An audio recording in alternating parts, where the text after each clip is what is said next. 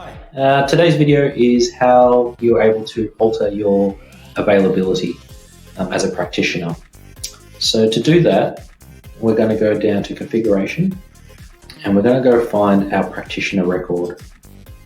We're going to find the practitioner that we care about. So let's say Jane, and we can see our availability here. So we're able to expand our availability to see where we've got our availability set as.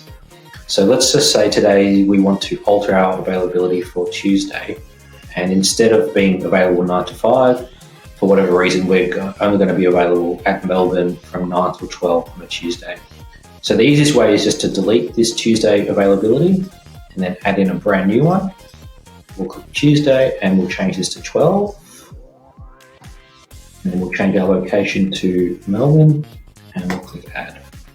And there we've been able to alter our availability. We can obviously delete and we can add multiple availabilities at different clinics or locations as needed.